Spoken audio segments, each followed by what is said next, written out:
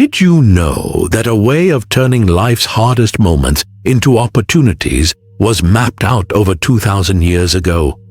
Imagine meeting the storms of life with a steadiness so deep that nothing can shake your center. It isn't a fantasy. It's a practice, an old one, born in the markets and halls of ancient Greece and Rome. Stoicism reminds us of a simple truth.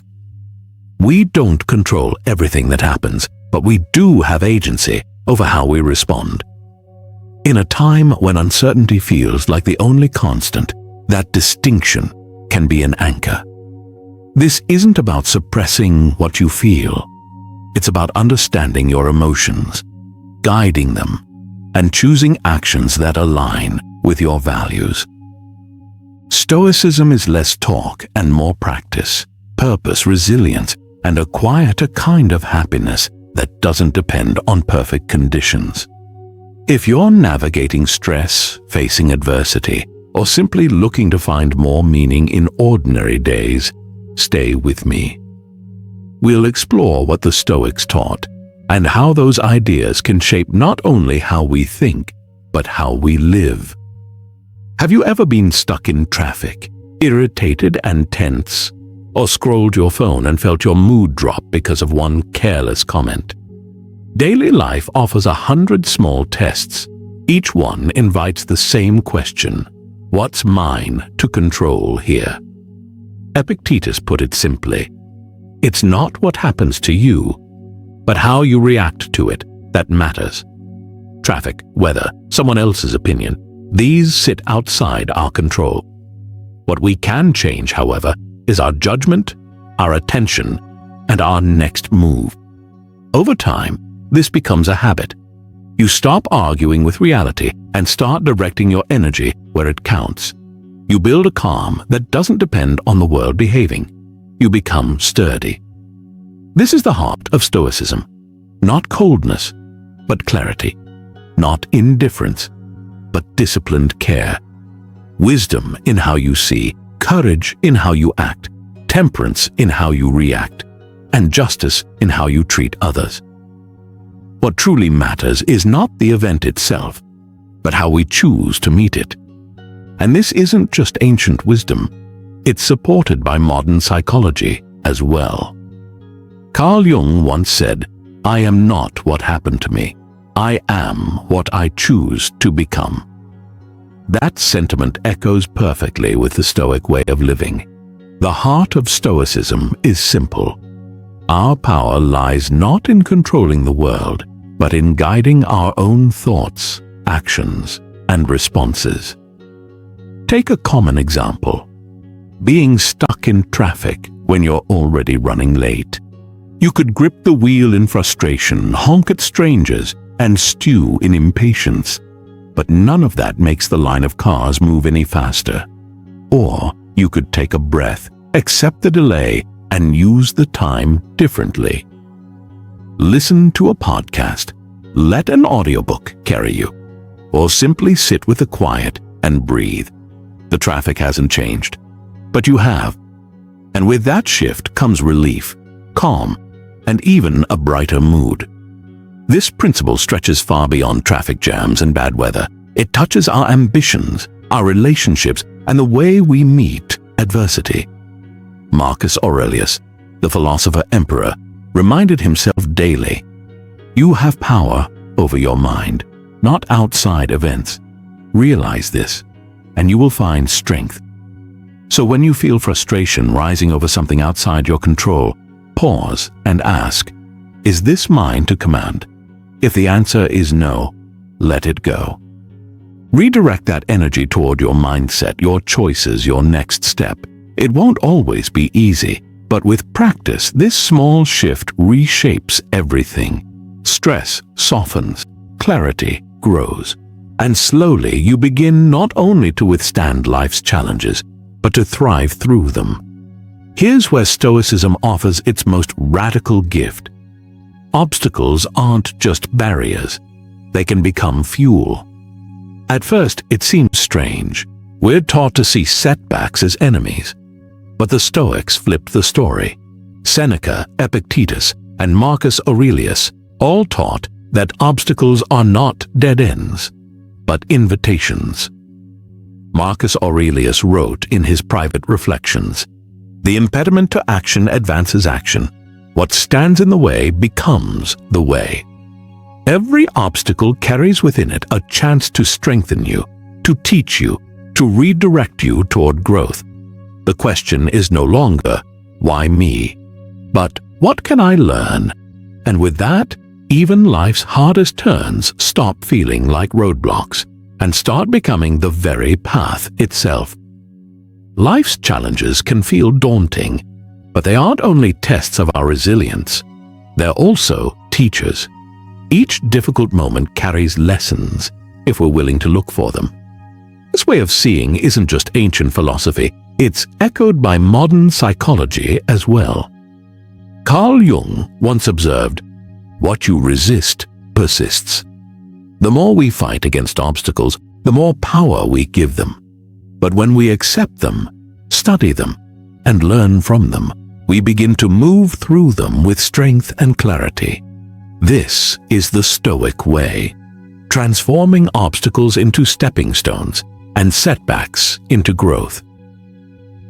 Think of rejection while applying for jobs.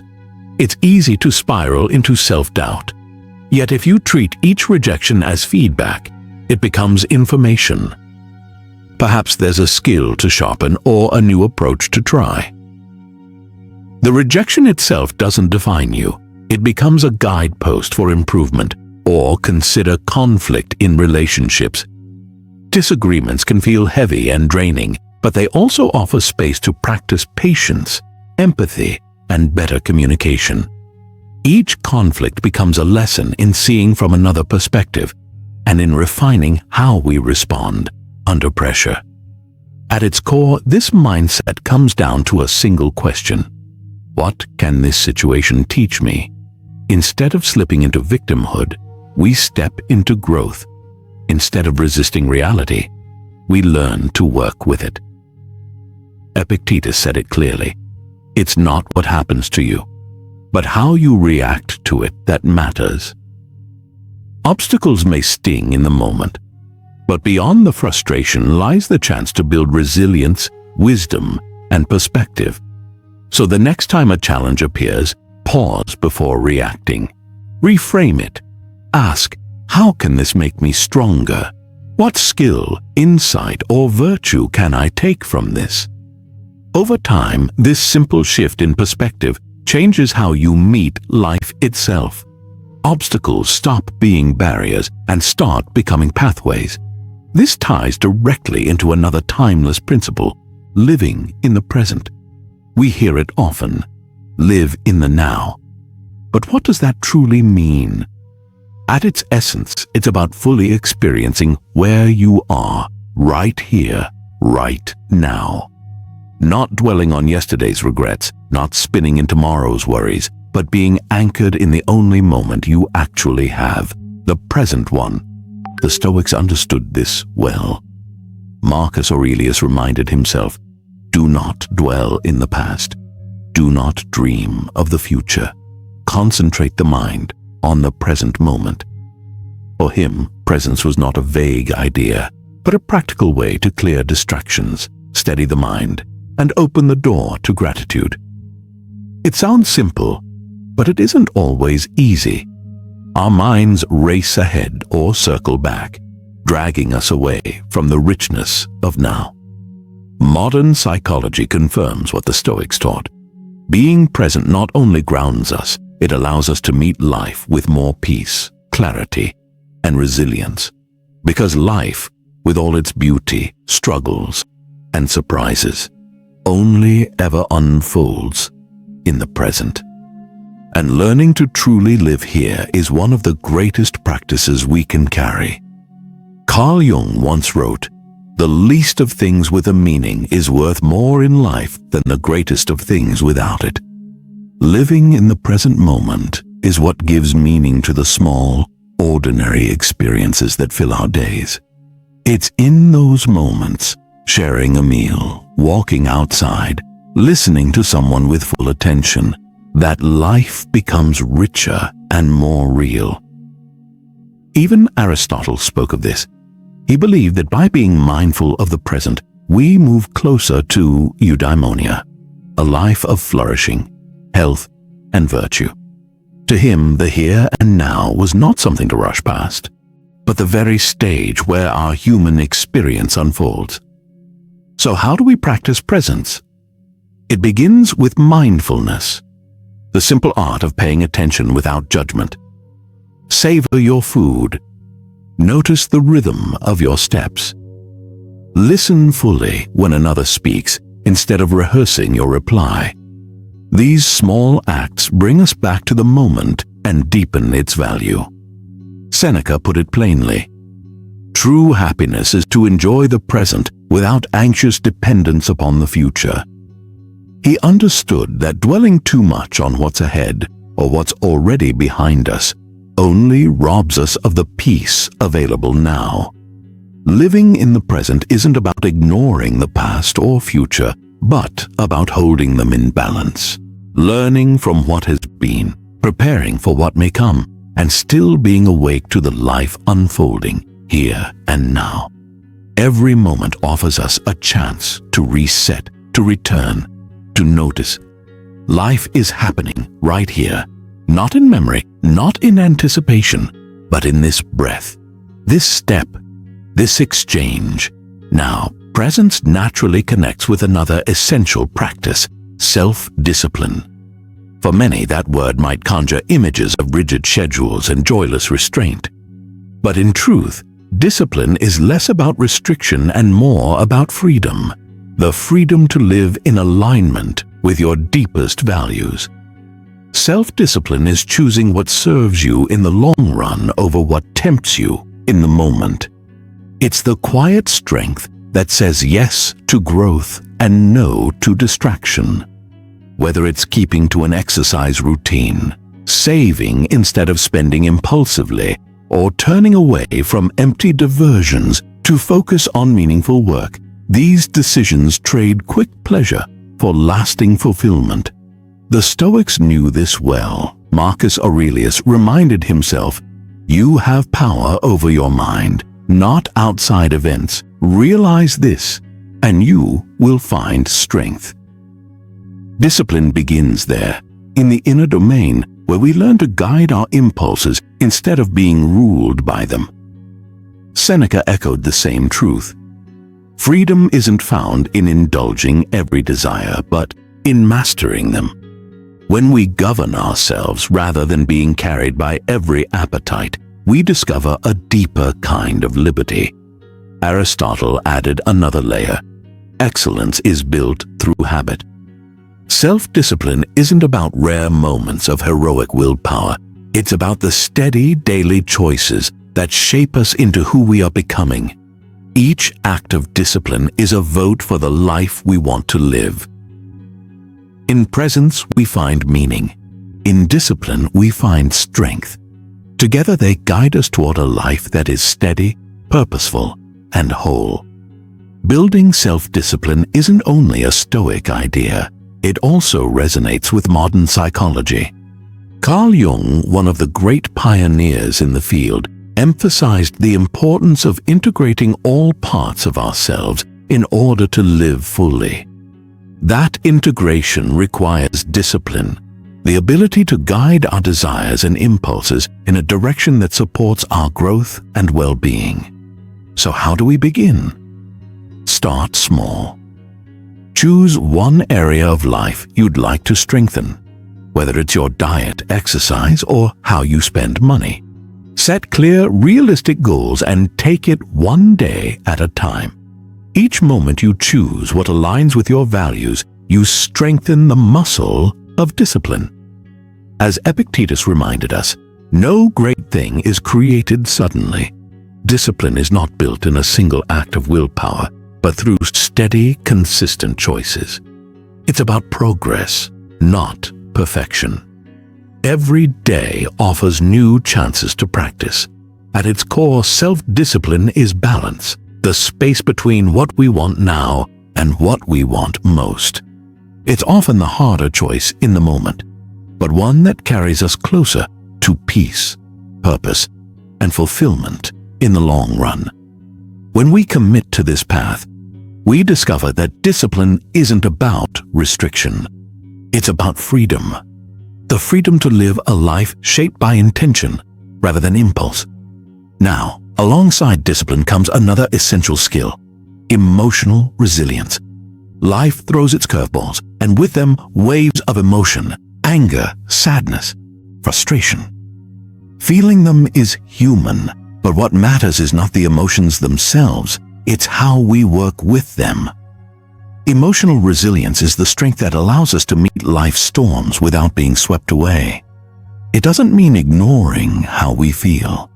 It means acknowledging emotions, understanding them, and then choosing how to move forward.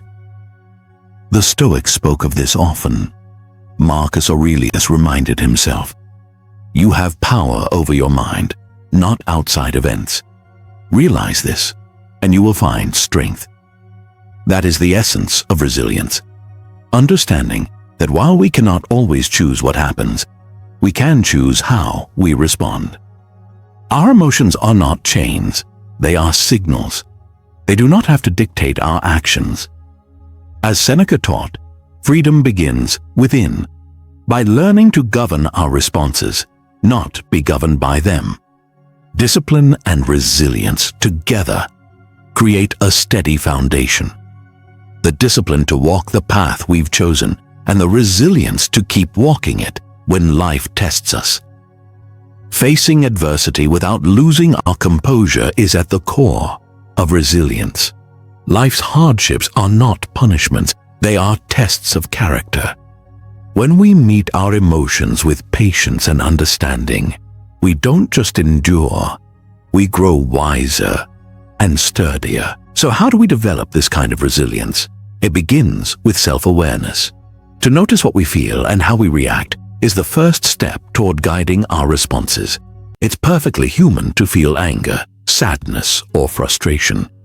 The key is not to suppress these emotions, nor to let them dictate our behavior, but to respond in a way that honors our values and long-term well-being. Aristotle called this the golden mean, the balance between excess and deficiency. Applied to resilience, it means finding a steady middle path, neither drowning in our emotions nor denying them, but working with them wisely. Carl Jung echoed this idea in modern psychology. He taught that wholeness comes from integrating all aspects of ourselves, even the difficult emotions we'd rather avoid. By confronting and understanding them, we discover their lessons, and resilience begins to take root. So what does this look like in practice? When emotions surge, give yourself permission to feel them. Name what you're experiencing without judgment. Then pause. Step back and reflect on what may have triggered those feelings. This simple act of reflection turns emotion into insight. The Stoic philosopher Epictetus put it clearly. It's not what happens to you, but how you react to it that matters. We cannot always choose our emotions, but we can choose the response that follows. Building resilience is not a one-time achievement. It's a lifelong practice of mindfulness, reflection, and patience. Journaling, talking with a trusted friend, or practicing stillness and breathing are all tools that can help. Most importantly, it requires compassion for others, yes, but also for ourselves as we navigate our inner storms. Emotional resilience is not about eliminating pain or never feeling negative emotions. It's about riding the waves with steadiness and arriving on the other side with greater strength and clarity. The Stoics, from Epictetus to Marcus Aurelius, understood this deeply. We cannot always shape the world, but we can always shape ourselves. And in that truth lies our greatest source of strength. Seneca and Epictetus didn't speak of death to instill fear, but to awaken gratitude. For them, remembering our mortality was not a grim exercise. It was a way to live more fully, more consciously, and with deeper appreciation for each passing moment. Marcus Aurelius often returned to this theme in his meditations. He reminded himself, "You could leave life right now. Let that determine what you do and say and think." These words are not meant to cast a shadow over life, but to bring clarity. They call us to live with integrity, to act according to our values, and to release the petty distractions that so often consume us. Seneca, too, reflected on the shortness of life. He urged us not to squander our time on trivial concerns, but to use it in pursuit of what matters most, to cultivate wisdom, nurture our relationships, and savor the experiences that give life meaning. Epictetus carried the same message. Remember that time is finite, and you'll be less likely to waste it. By keeping the impermanence of life in view, we are encouraged to live ethically, to remain present, and to see the richness already around us. So how do we bring memento mori, the remembrance of death, into our own lives without it feeling heavy? It begins with a shift in perspective. Instead of treating it as a dark cloud, we can see it as a compass, a reminder not to postpone joy, not to delay kindness, not to keep our dreams waiting for someday. Think for a moment about what you've been putting off. Is there a passion you've left on the shelf? A loved one you've been meaning to call? A simple joy you keep telling yourself you'll make time for later? Later is never guaranteed, but this moment, the one you're in right now, is real. By remembering life's fragility, we learn to treat time as precious. And in that awareness, we discover how to live, not with fear, but with gratitude, presence, and purpose. Memento mori. Remember you will die is not meant to darken our days, but to bring light to them. It reminds us that time is not endless, and because of that, every moment becomes more precious. When we hold this truth close, we are encouraged to live more authentically, to speak honestly, to love without hesitation, and to be present for the life unfolding around us. This awareness of impermanence deepens our gratitude. We stop taking ordinary experiences for granted. A conversation with a loved one, a quiet walk, a sunrise. All of these take on greater weight when we remember they are finite. Memento mori becomes not a source of fear, but a catalyst for growth, for gratitude, and for a life lived with clarity. It asks us to align our choices with our values, to nurture our relationships, and to savor the beauty that is here now. Remembering that our time is limited doesn't diminish life, it enriches it. We live more fully today. To embrace memento mori is to see death not as a threat, but as a reminder to celebrate life. It calls us to make each day meaningful, not because we are afraid of the end, but because we are in love with the journey itself. To live in such a way that when our time does come, we can look back with few regrets, knowing we lived deeply, loved sincerely, and appreciated the gift we were given. This perspective naturally connects to another Stoic teaching, gratitude. On difficult days, gratitude shifts our focus. Instead of dwelling on what's missing, it reminds us of what is already here.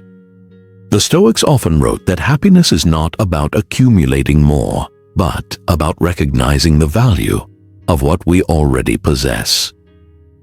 Marcus Aurelius urged himself each morning, "When you arise, think of what a precious privilege it is to be alive, to breathe, to think, to enjoy, to love." That is gratitude in its purest form, the simple recognition that life itself is a privilege. Seneca cautioned that endless desire can lead us astray, always chasing after more, never at peace. He believed contentment comes not from abundance, but from learning to value what is already within reach. Epictetus, ever practical, encouraged gratitude for our current circumstances, whatever they may be. By accepting life as it is and finding worth in the present, we free ourselves from dissatisfaction and discover peace. Together, memento mori and gratitude form a powerful practice, remembering life's brevity while cherishing its richness. One reminds us that time is limited. The other teaches us to treasure the time we have. We all want to live more fulfilled lives. But how do we actually practice gratitude, especially when life throws challenges our way? It begins with small, consistent habits. Each morning or evening, take a quiet moment to reflect on 3 things you're grateful for. It doesn't have to be grand. A warm cup of tea, a kind word from a friend, or the colors of the sky at sunset. These simple acknowledgments slowly retrain the mind to focus on what is present and good. Over time, this gentle shift can lift our mood and reshape our outlook. Gratitude also invites us to see challenges differently. Instead of asking, "Why is this happening to me?"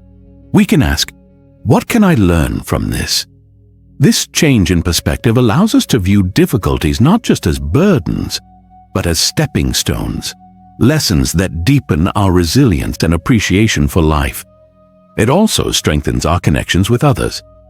A sincere thank you may seem small, but it carries weight. It affirms, "I see you, I value you." In doing so, we not only brighten someone else's day, we strengthen the bond we share with them. The philosophers knew this well. Aristotle believed gratitude was central to eudaimonia, true flourishing, because it helps us recognize both the goodness around us and the goodness within. Even modern psychology affirms this. Studies show that practicing gratitude regularly can ease anxiety, improve sleep, and nurture a more positive outlook on life. Carl Jung once observed that happiness would lose its meaning without sadness. Gratitude, then, is not about ignoring difficulty, but about embracing the full spectrum of life. By holding both joy and sorrow in balance, we discover a deeper, more authentic happiness. So let's make gratitude a daily practice. Let's celebrate the small victories, treasure the quiet moments of connection, and find joy in simple things. Happiness does not give rise to gratitude. Gratitude gives rise to happiness. And just as gratitude shapes the heart, the Stoics remind us that excellence shapes the soul. Marcus Aurelius captured it simply. Waste no more time arguing about what a good man should be. Be one. True excellence is not about words or appearances. It is about living our values consistently, even in small ways. Seneca taught that self-improvement and wisdom are part of nature's path, while Epictetus emphasized that our true strength lies in mastering ourselves, our choices, our reactions, our will. Excellence, then, is not about chasing perfection or comparing ourselves to others. It is about holding ourselves to standards rooted in our values and walking that path each day. Gratitude fills our hearts. Excellence guides our steps. Together, they lead us toward a life of depth, clarity, and meaning. Personal excellence begins with self-knowledge, understanding our strengths, recognizing our weaknesses, and taking steady steps toward growth. It's not only measured by our achievements, but also by how we respond when life doesn't go as planned. Setbacks test our resilience. They ask us, will we shrink from difficulty, or will we use it as fuel to become stronger? Aristotle captured this truth well. Excellence is never an accident. It is always the result of high intention, sincere effort, and intelligent execution. Choice, not chance, determines your destiny. Excellence is not about luck. It's about living with purpose, embracing challenges as teachers, and moving forward with deliberate care. Modern psychology echoes this with the idea of a growth mindset, the belief that our abilities and intelligence can be developed through dedication and effort. With this perspective, struggles become stepping stones, persistence becomes strength, and effort itself becomes the path to mastery. Excellence also means authenticity. It is living in alignment with our values, even when the world pressures us to conform. It is choosing integrity over approval and taking pride not just in our victories, but in the honesty of our journey, both the struggles and the triumphs. Gratitude strengthens this path. When we appreciate where we are and what we have, we create the inner stability that allows us to grow with balance and joy. Gratitude softens the pursuit of excellence, reminding us that it is not perfection we seek, but wholeness. Yet in our modern world, where likes, followers, and comments often distort self-worth, it's easy to measure ourselves through the shifting opinions of others. But the Stoics remind us, our worth does not come from outside voices, it comes from the integrity of our own actions. Marcus Aurelius noticed this paradox. Every man loves himself more than all the rest of men, but yet sets less value on his own opinion of himself than on the opinions of others. Why do we honor others' judgments more than our own? Seneca urged us to live by our own principles rather than by the applause of the crowd. Epictetus reminded us that others' opinions are beyond our control and therefore not worth our worry. What is within our control is how we live, how we think, and how we act. That is where our freedom lies. So how do we begin to care less about what others think? By redirecting our attention inward. By asking, does this choice reflect who I want to be? Does this align with my values? When the answer is yes, external approval becomes irrelevant. Personal excellence, then, is not a trophy to display, nor a status to achieve. It is a way of living, rooted in resilience, guided by authenticity, strengthened by gratitude, and freed from the weight of others' opinions. It's not about perfection, it's about progress, not about applause, but about living a life you can be proud of, quietly, deeply, and honestly. Caring less about what others think starts with caring more about being true to ourselves.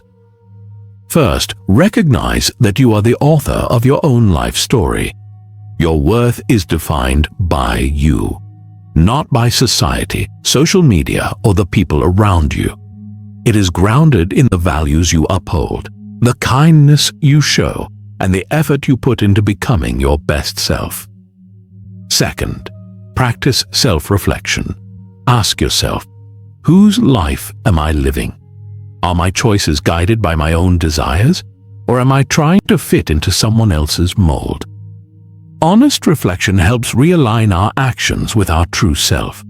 Third, embrace vulnerability. Authenticity means being open about your flaws and accepting that perfection is an illusion. It's okay to be a work in progress, to make mistakes, and to learn from them. This honesty draws the right people towards you, those who appreciate the real you. Aristotle's concept of the golden mean offers guidance here: balance. When it comes to others' opinions, we find a middle ground.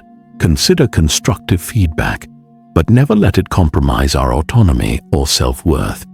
Incorporating a Stoic mindset means grounding your sense of value in your virtues, actions, and commitment to living meaningfully, not in fleeting approval or external accolades.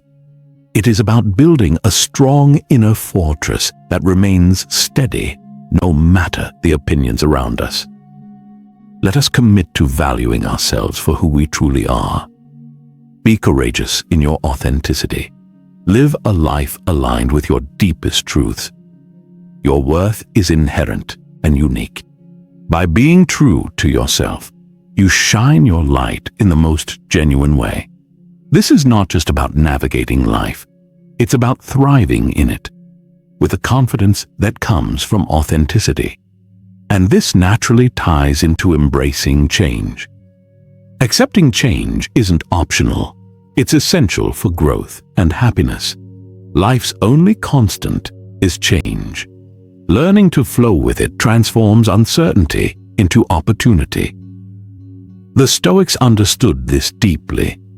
Marcus Aurelius reminded us, accept whatever comes to you woven in the pattern of your destiny, for what could more aptly fit your needs. Each shift, whether pleasant or challenging, has a place in our story. Seneca warned against attachment to our current circumstances, knowing that change is inevitable. He encouraged flexibility and understanding that personal growth depends on embracing life's shifts. Epictetus highlighted the power of focusing on what we can control, our attitudes and responses, rather than what we cannot. This perspective transforms change from a threat into a path for learning, resilience, and personal growth. To become more accepting of change, start by acknowledging its inevitability. Understand that each new circumstance carries lessons, opportunities, and room for growth. The more we practice this mindset, the more we navigate life with calm, clarity, and purpose. Change is the natural order of life. Everything around us is in constant motion. Seasons shift, people come and go, and even our very selves renew themselves as we speak. To embrace change is, in essence, to embrace life itself. First, mindfulness helps us navigate this flow. By being fully present in the moment, we can appreciate our experiences without clinging to them. This awareness creates space for acceptance, allowing us to move gracefully as life evolves. Second, seek the lessons in change. Every shift, no matter how challenging, carries an opportunity to grow. Instead of asking, "Why is this happening to me?" we can ask, "What can I learn from this?" With this perspective, change becomes a series of stepping stones toward personal development. Aristotle spoke of the pursuit of virtue as the path to happiness, and adaptability is central to that pursuit. Navigating life's shifts with grace and wisdom allows us to find balance within life's natural flux. Modern psychology supports this approach, showing that viewing change as opportunity rather than threat reduces stress and builds resilience, preparing us to meet life's challenges with steadiness. Embracing change is not passivity, it is engagement. It is actively participating in the unfolding of our lives with curiosity, courage, and openness to new experiences. By accepting change, we invite growth, discovery, and the beauty of our own unique journey. Despite our differences, we are all on this path together. A compassionate and understanding attitude toward others enriches not only their lives, but ours as well. The Stoics recognized this interconnectedness. Marcus Aurelius reminded us that humans are social creatures designed to live in harmony and cooperation. "What brings no benefit to the hive brings none to the bee," he observed, highlighting that kindness and empathy are central to a virtuous life. By embracing change and extending compassion, we navigate life's currents with both strength and heart. We open ourselves to new possibilities, deepen our connections, and cultivate a life of meaning, purpose, and grace. This beautifully illustrates that our well-being is deeply connected to the well-being of others. Seneca emphasized the importance of treating people with kindness and generosity. He reminded us that compassion is a natural human instinct, and by helping others, we also nurture ourselves. Seneca even encourages extending empathy to those who have wronged us, recognizing that their actions often stem from their own struggles and limitations. Similarly, Epictetus taught that striving to understand others' perspectives allows us to see that everyone has reasons for their choices. This doesn't mean excusing harmful behavior, but approaching others with a mindset of understanding and empathy. So how can we practice compassion in daily life? It begins with truly listening, really hearing the stories, feelings, and experiences of those around us. Putting ourselves in their shoes, imagining their struggles, joys, fears, and hopes, bridges the gap between us and fosters a sense of shared humanity. Small acts matter too. A smile, a kind word, or a listening ear can brighten someone's day. Being present and attentive signals to others that they matter, that their feelings and experiences are valid. Compassion also means offering support in times of need, without judgment, and recognizing the inherent dignity of every person, despite our differences. Aristotle highlighted the importance of friendship and empathy in building meaningful connections. True friends share not only joys, but sorrows, offering support and understanding along the way. Modern psychology echoes the Stoics. Practicing compassion strengthens relationships, enhances our emotional well-being, and fosters a sense of purpose and belonging. Every person we encounter carries a story, and every action has a reason. By understanding and caring for one another, we create a gentler, more connected world. In doing so, we not only enrich the lives of others, but also cultivate deeper fulfillment and joy in our own. Let's make kindness a habit, spreading it generously, like confetti. Creating ripples of compassion begins with reflection, small intentional pauses to examine our actions, thoughts, and the paths we've walked. It's about growth, self-awareness, and aligning our lives with our deepest values. In a world that moves so quickly, this practice anchors us, ensuring we are not simply swept along, but navigating in a direction that feels true to ourselves. The Stoics understood the power of reflection. Marcus Aurelius, in his Meditations, showed that even an emperor must pause to examine his life, decisions, and moral compass. The happiness of your life depends upon the quality of your thoughts, he wrote, a reminder that our inner dialogue shapes our experience of the world. Seneca recommended regular self-assessment as a path to wisdom, likening life to a play. Are we performing the roles we truly value? Are our actions in harmony with the character we wish to embody? Epictetus encouraged ending each day with a review. What did I do well? Where did I fall short? Which duties remain unfinished? This isn't self-criticism, it's self-awareness, a conscious guide to improvement. How can we bring this practice into our daily lives? First, make it a habit.